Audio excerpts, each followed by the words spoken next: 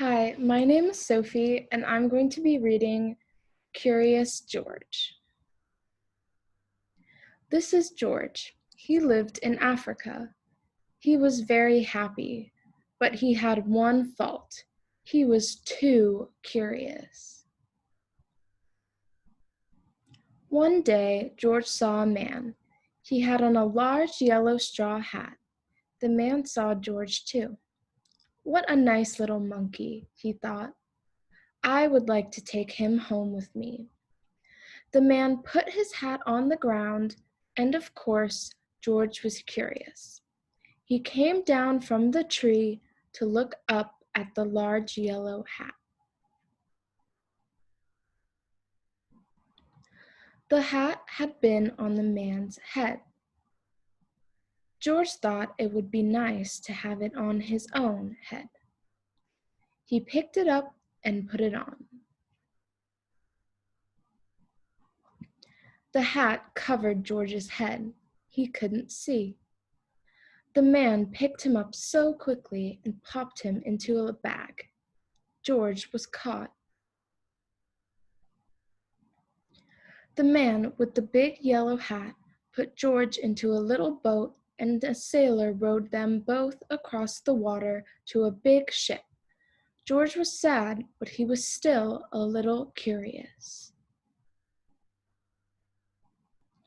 On the big ship, things began to happen. The man took off the bag.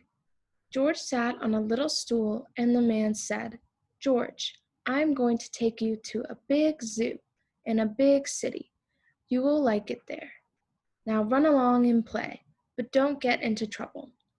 George promised to be good, but it is easy for little monkeys to forget. On the deck, he found some seagulls. He wondered how they could fly. He was very curious. Finally, he had to try. It looked easy, but oh, what happened? First this, and then this. Where is George? The sailors looked and looked. At last they saw him struggling in the water, and almost all tired out. "Man overboard!" the sailors cried as they threw him a lifebelt. George caught it and held on. At last he was safe on board. After that, George was more careful to be a good monkey, until at last the long trip was over. George said goodbye to the kind sailors, and he and the man with the yellow hat walked off the ship onto the shore, and on into the city, into the man's house. After a good meal and a good pipe, George felt very tired.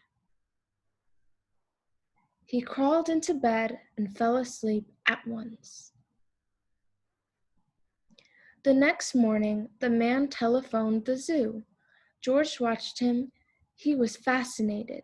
Then the man went away. George was curious. He wanted the telephone too. 1, 2, 3, 4, 5, 6, 7. What fun! Ding-a-ling-ling-ling. George had telephoned the fire station. The firemen rushed to the telephone. "Hello, hello," they said, but there was no answer.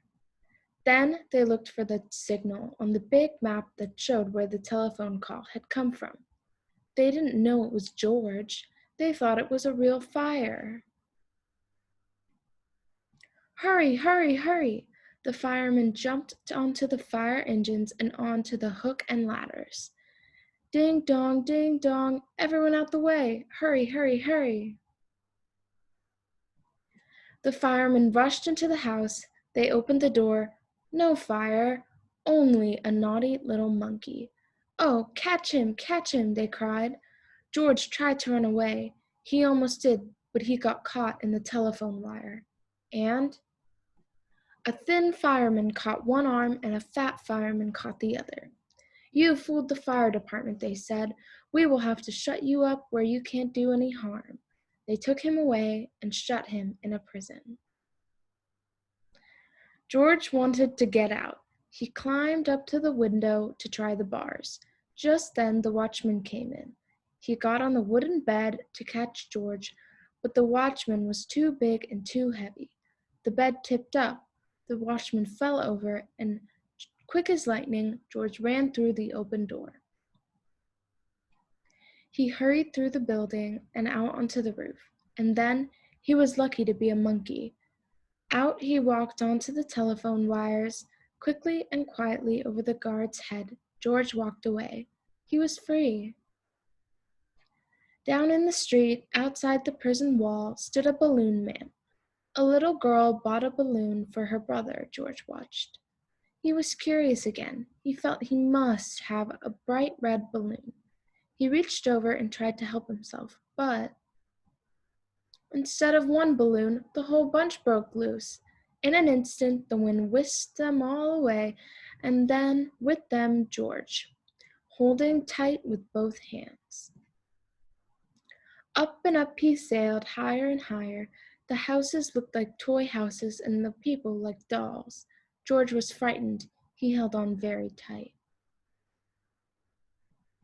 At first, the wind blew in great gusts, then it quieted. Finally, it stopped blowing altogether. George was very tired. Down, down he went, bump, onto the top of a traffic light.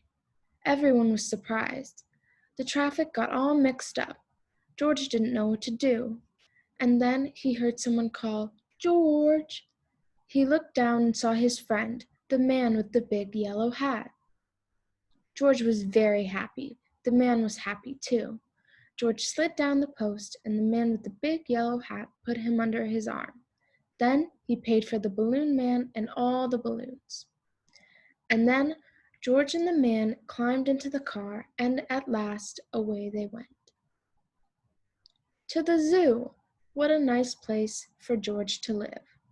The end.